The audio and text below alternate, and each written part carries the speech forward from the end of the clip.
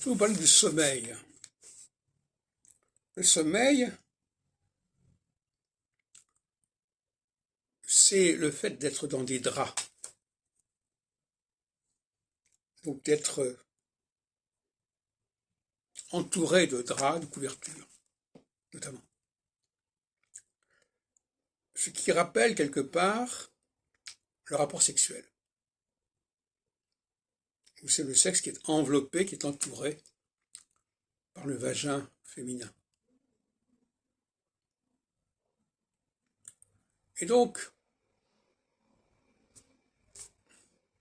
le sommeil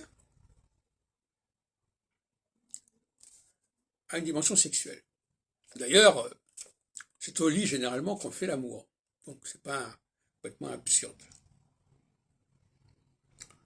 Mais ce qui m'intéresse ici, c'est de parler de l'ivresse du sommeil. C'est-à-dire des gens qui se réfugient dans le sommeil, qui ne peuvent pas se lever ou qui préfèrent rester au lit, préfèrent replonger dans le sommeil, se rendormir indéfiniment.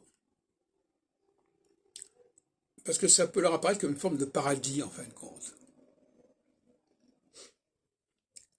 Et selon mes travaux, le sommeil serait plus une affaire masculine que féminine. La tentation du sommeil, de la fuite dans le dormir, dans l'endormir, dans le lit. Le lit.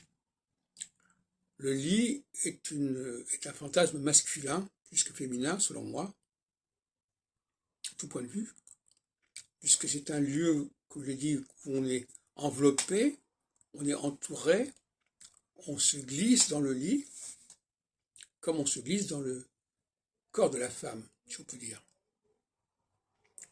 Et donc, ça correspond à ce que j'appelle le ça. Le ça au sens des topiques sensoriels, c'est-à-dire un lieu, une fuite quelque part. Il y a 4 formes de fuite sensorielle, par la vue, par la parole, par l'odeur et le goût, et par le toucher. Et le sommeil entre dans la catégorie qui dépasse la question du visage.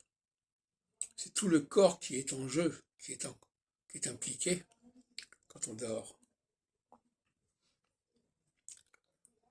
Et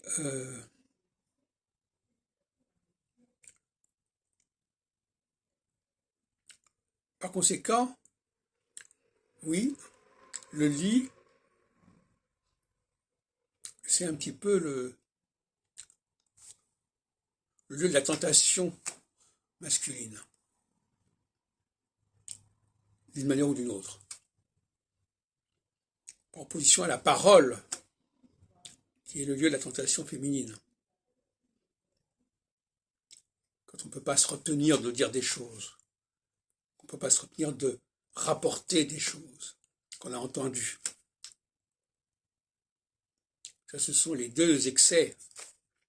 L'homme aurait l'excès du lit et la femme l'excès de la langue.